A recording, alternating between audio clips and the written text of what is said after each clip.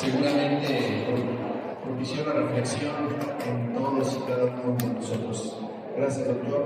Llegó el momento de preguntas. Si quieren hacer algún comentario, vamos a ser muy breves por el tiempo, pero muchísimo más. Amigo de Géctor, si me ayudas con el micro, por favor. De una manera rápida, muy pronta y en ocasiones con poca información. Yo quisiera, si ustedes me lo permiten, y como ponente, quiero pedir permiso, no para criticar, con el mejor deseo de contribuir, de que ayude a la reflexión, pero además es una gran oportunidad que el Olimpo baje a alguien a escucharnos, porque podemos compartir alguna de nuestras inquietudes, decirles lo que vivimos en una escuela y lo que nos gustaría que se reflexionara también de aquí hacia allá. Por un lado, yo tengo la inquietud personal, la comparto con mucho respeto a todos, de que en la educación básica se ha planteado un modelo muy interesante conocerlo, vale la pena conocerlo, y antes de desdeñarlo, haberlo vivido y aplicado. Sin embargo, tengo la inquietud personal de cómo lo ven allá arriba el tema de que en educación media y superior no hay reforma, de manera que todo lo que están invitándonos u ordenando, como que objetivo hacer en la educación básica, en media superior y superior se convierte en que ellos siguen trabajando con modelo por competencia, en el mejor de los casos, si no es que modelo tradicional.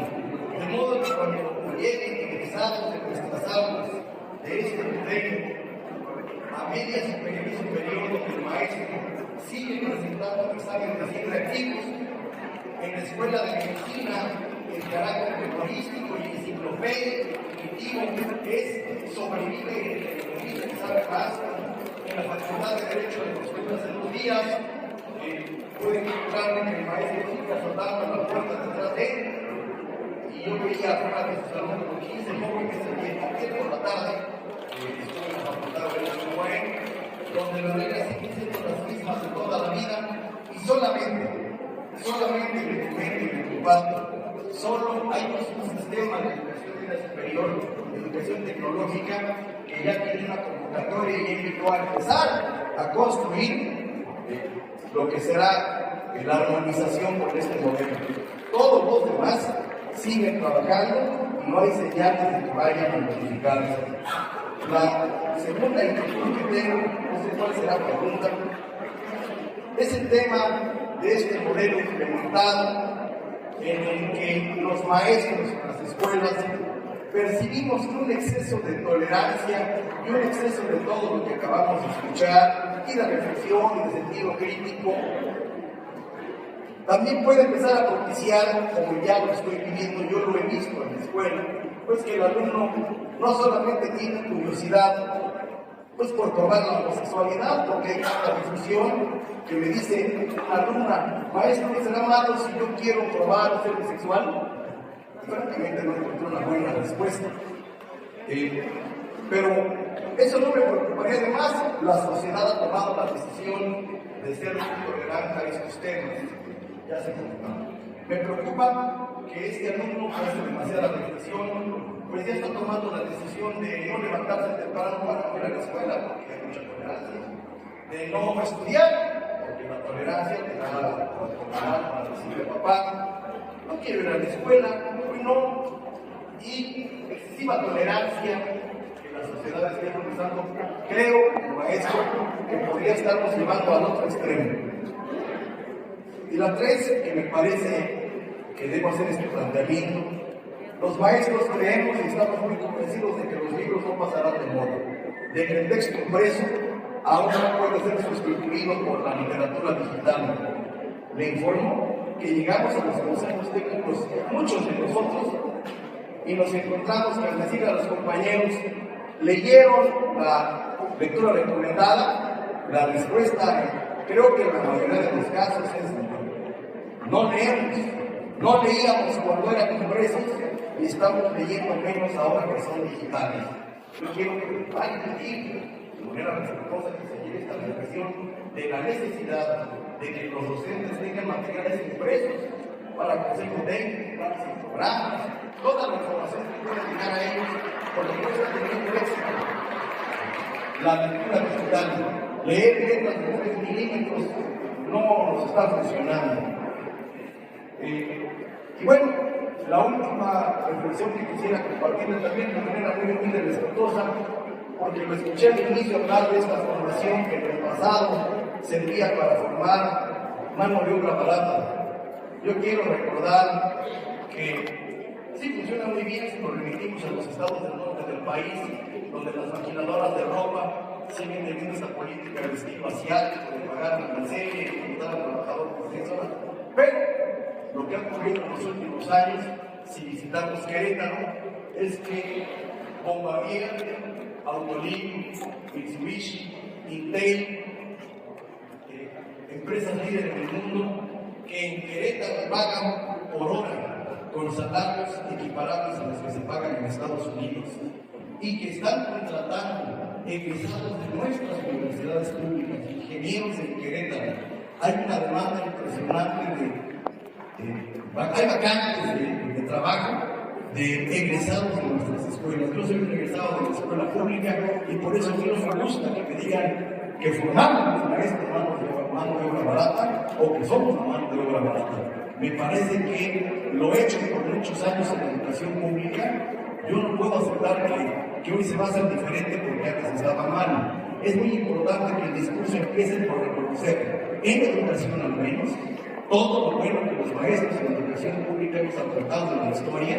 Y bueno, si hay un giro de timón, me parece que vale la pena analizarlo, entrarlo, conocerlo, pero solo visitar Querétaro para ver que nuestros egresados de la escuela pública están siendo contratados, y es cierto, algunos de ellos pierden la competencia de conocimientos contra egresados de instituciones privadas, pero hay una enorme oportunidad de crecimiento que los maestros de escuela pública le dimos a estos muchachos. Me parece que el discurso debe ir acompañado de reconocimiento siempre de lo ya hecho en la educación pública. Los que estamos aquí somos de la educación pública y estamos obligados moralmente a defender nuestro trabajo, lo que hemos realizado en las aulas. Agradezco mucho la discusión escuchada. Bueno, sí, muchas gracias. Muchas gracias por las reflexiones y las preguntas. Intentaré ser lo más concreto posible y recordar todo lo que aprendiste. Voy conforme me acuerdo, no con el orden que lo dijiste. La primera, con relación al tema de los materiales para el consejo técnico. Sí, yo, la verdad es que si me preguntas, yo concuerdo, me parece que son elementos que si en ciertas comunidades o grupos escolares ustedes consideran que es necesario tener el documento impreso y se proponen, por ejemplo, planes de contención para tampoco seguir generando más basura por imprimir, yo creo que sin duda puede ser una demanda no solo legítima, sino importante de que cumplan tanto las autoridades educativas estatales como las autoridades nacionales en ese sentido, ¿no? Sí concuerdo, yo la verdad es que sí creo que es importante, yo soy lector y a veces me gusta más el libro que el digital, pero también pienso que de nueva cuenta, siendo congruentes con el propio modelo planteado, sí es muy importante que si transitamos o solicitamos o pensamos en esa posibilidad, sí tendría que venir de la mano de un plan de contingencia para no generar más basura. Eso es lo primero, porque estoy de acuerdo. Lo segundo, con relación al último punto que tocabas, me parece que tal vez es una confusión en la manera como yo lo pude haber expresado, pero es una disculpa si no logré comunicar lo que yo quería decir. Yo también he sido formado en la educación pública y la he defendido y la defiendo en todo momento. Creo que ahí me faltó contextualizar un poco. Cuando yo me refería primero que nada, yo creo que hay que hacer una diferencia. Y qué bueno que lo planteas. No quiere decir que el nuevo modelo educativo no esté visualizando que en un momento determinado se van a desarrollar las habilidades o se van a proponer los procesos de formación crítica que en su momento posibiliten insertarse al campo laboral. Nadie está diciendo que no, y por supuesto que es importante, porque tampoco vamos a pensar que ahora ya no se inserten al campo laboral. Nadie está diciendo que no. creo que a lo que me refería y a lo que me refiero muy importante con una distinción con relación a una postura teórica específica es lo que plantea la teoría de las competencias y que es la que medió durante varios años el sistema educativo mexicano y que hoy en efecto, ya voy a la tercera cosa, sigue desgraciadamente vigente en muchos elementos. La noción y la categoría de competencia, solo les voy a dar un pequeño referente histórico muy simple. Por primera vez aparece en un documento que la Secretaría de Estado del Gobierno de Estados Unidos, de Norteamérica, le solicita un conjunto de especialistas, entre ellos antropólogos, pedagogos, científicos sociales y demás, para que investiguen, indaguen psicólogos industriales, para que indaguen en los espacios de producción de las grandes empresas, cómo hacer para que los obreros produzcan más sin necesidad de mejorar sus condiciones económicas laborales. Esa fue la petición del gobierno de Estado norteamericano. Y en ese contexto, en el informe que entregan, es la primera vez que aparece la noción de competencia, de la cual después van a recuperar producto del proyecto Turing, porque la noción de competencia también apareció con Chomsky para las competencias lingüísticas, pero esa tiene otra perspectiva. La que traen en la educación y la traen justo en el proyecto Turing. El proyecto Turing, les voy a platicar, es un proyecto que emerge de una de las primeras reuniones de los grupos de los 7 en Europa y que tiene que ver con cómo generar los procesos para regionalizar los procesos de enseñanza-aprendizaje con el argumento del tránsito curricular, que es lo que vino con la flexibilización curricular y demás. De ahí recuperan la noción de competencias y hablan de los distintos tipos de competencias y hablan de las competencias ya más avanzadas, que son las únicas que tienen que ver con el desarrollo del pensamiento científico, y desde el documento del proyecto Turing se piensa en el desarrollo de esas competencias solo en los países industrializados. Y los países mal llamados del tercer mundo se enfocarían en el desarrollo de las competencias básicas para la inserción laboral. Entonces, esa es la lógica. Eso no quiere decir que en las aulas, y eso sí lo dije, ahí sí me parece que a lo mejor no lo escuchaste, algo que yo decía es, le llamamos nueva escuela mexicana para distinguirla de la tradición postrevolucionaria, pero no quiere decir que no se lleve mucho tiempo en el que muchos de los docentes lleven haciendo muchas de las cosas que hoy la nueva escuela mexicana propone y que deviene de muchas otras que han mantenido el sistema educativo nacional. Entonces ahí sí creo que es importante hacer esa aclaración. Pero lo otro, ofrezco una disculpa si se interpretó desde otro lugar. Bajo ninguna circunstancia yo pensaría que el docente conscientemente dijo yo voy a generar o no mano de obra. O sea, creo que hay un compromiso regular, pero sí no hay que dejar de mirar que hay un orden estructural. Y el mejor ejemplo era la evaluación estandarizada. La evaluación estandarizada de los docentes y de los estudiantes, ¿no? Cuando las condiciones contextuales eran totalmente distintas. Eso no quiere decir que no sigan existiendo ciertas contradicciones en el sistema educativo nacional. Y ahí voy a tu tercer punto. Sí es cierto, hoy en la mañana venimos platicando sobre eso porque lo decían incluso los profes de secundaria, de la secundaria que observaba. Pareciera que hay una contradicción, que de repente en educación básica estamos transitando hacia esta mirada compleja y llegan por lo menos a la media superior y otra vez regresamos. Ahí yo te diría dos cosas. Sí, o sea, hay que ser autocríticos también. Se retrasó media superior en hacer las modificaciones. En efecto, de gente ya está avanzando, pero no es el único.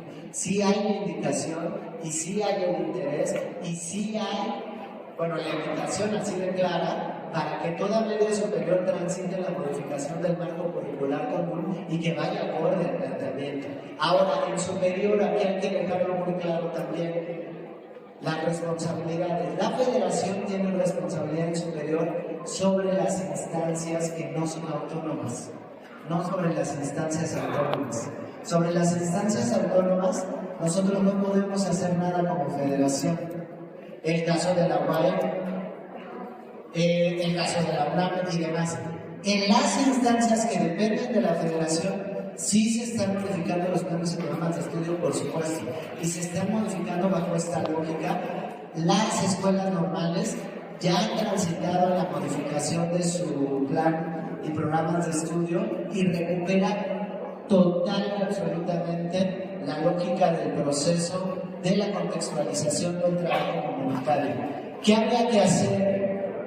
Pues empezar a impulsar también, incluso en el diálogo. Sí, la maestra Leticia sobre todo, y desde la maestra Delfina, y sí lo tengo que decir porque me tocó estar ahí, sí ha hecho una especie también de convocatoria vía la ANUIES, la Asociación Nacional de Universidades e Instituciones de Educación Superior, para convocar a que haya una transición en los planes de estudio, para invitar a llevar a cabo modificaciones que abonen al pensamiento crítico y demás. Pero no podemos obligarles, ahí sí no podemos hacer más, desgraciadamente. Y sí, me tocó también ser profesor en sistema superior, en educación superior y posgrado, y sí, desgraciadamente tengo colegas que yo decía, ¿qué onda? Lo sacaron del siglo pasado, ¿no? Y sí, ahí nos falta mucho también como sociedad.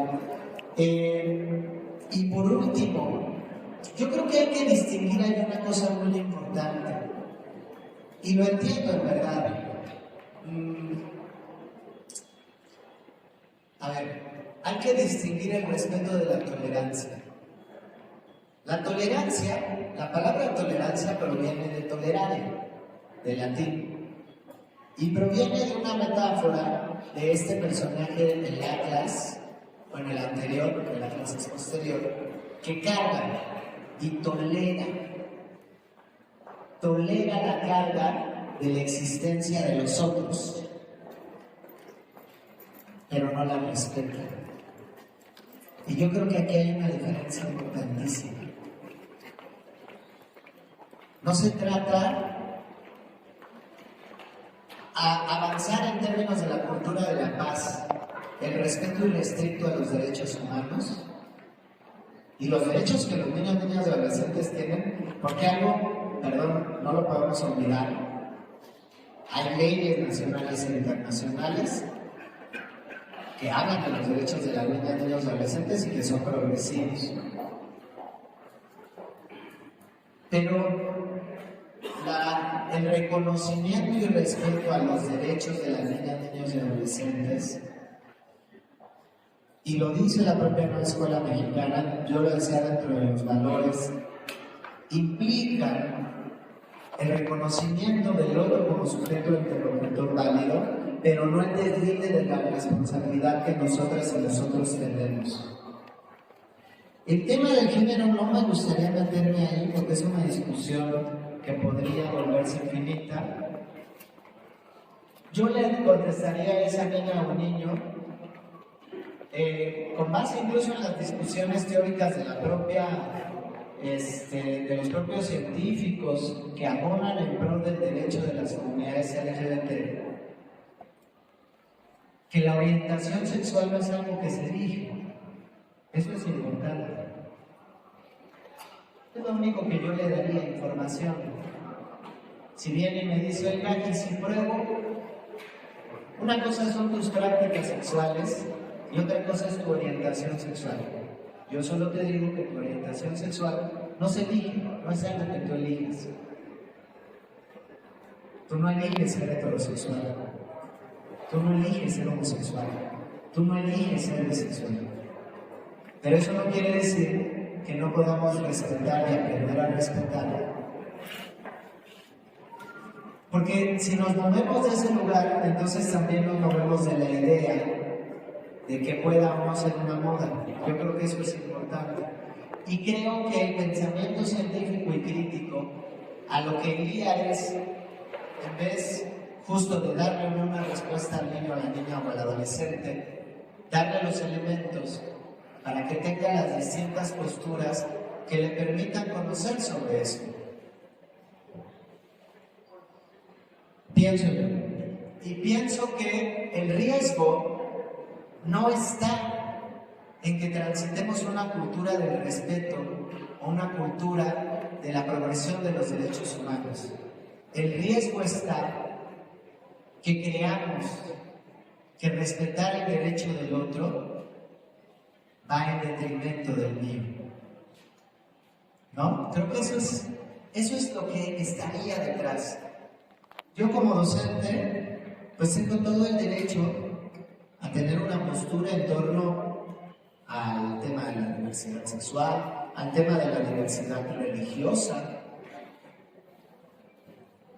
El problema es cuando creo que permitir que el otro tenga también o respete su diversidad lingüística o religiosa atenta contra mí. No atenta contra mí.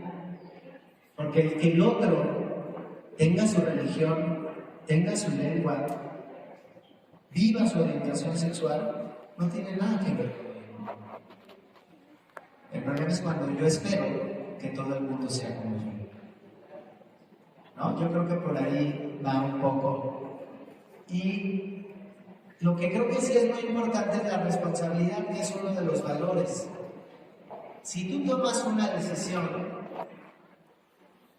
pues hazte responsable de la decisión que tomaste. Algo que también a veces pasa con los profesores, les decía hoy en la mañana, tenemos mucho, por ejemplo, esta idea del control de grupo. Entonces yo les decía hoy en la mañana y se reían. Queremos tener control de grupo y no tenemos ni siquiera control de nuestra vida. Y no lo digo en mala onda. O sea, no tenemos control de nuestra vida porque por más que planeemos, siempre va a haber cosas que salen de nuestras manos. ¿No? Entonces, yo creo que lo mismo pasa por ahí. Te agradezco mucho, de verdad, las preguntas. De verdad. Creo que aquí había una maestra, pero ya se fue. Bueno, primeramente, yo mi formación es arquitecta, yo soy arquitecto de formación. Eso me conflictúa mucho, o me conflictúa, porque sí existe esta noción de que, y si eres arquitecta, ¿qué haces aquí? Lo primero. Entonces, o tú no sabes, o tú qué vas a saber, ¿no? Bueno. Pero gracias a Dios ya aprendí en la práctica, pues ya tengo 20 años de servicio, pues yo creo que algo ya se me quedó. Y precisamente esta formación que tengo me hace ver el conflicto tan grave que hay ahora con la nueva escuela mexicana y en dos áreas. Primeramente, en la integración curricular, claro, porque no sabemos bien qué se va a hacer ahí. Y la segunda, en el campo formativo del humano, con tecnologías. Ese es el punto, el talón de Aquiles, ¿no? Que tenemos. Yo estuve pues 15 años como maestra de tecnologías, obviamente como diseño arquitectónico. Entonces conozco el profesor. Nosotros siempre hemos trabajado por proyectos. O sea, es así. Entonces no lo sabemos de ida y de regreso. Y aparte porque trabajé en técnicas, entonces es más todavía, ¿no? Pero al momento de llegar a esta función, en algún momento me pidieron explicar el enfoque de tecnologías en la nueva escuela mexicana y fui realmente atacada por explicarles a mi punto de vista cómo tenía que ser. Es importante conocer el aprendizaje, el conocimiento de mano, de saber cómo funciona la máquina, ¿no? De saber cuál es el proceso, de adiestramiento, ¿no? ¿Por qué? Porque de ahí tiene que derivar a la innovación. No puedo innovar si no comprendo cómo funciona. Y en aquel momento se quería brincar esa parte y decir, no, es que ya tenemos que estar haciendo ventiladores eléctricos para generar energía en las escuelas. Ajá, pero ¿cómo, no? No le puedes explicar, le tienes que explicar a alguien cómo hacer. Pero eso lo tiene que aprender desde lo que es el adiestramiento, el cómo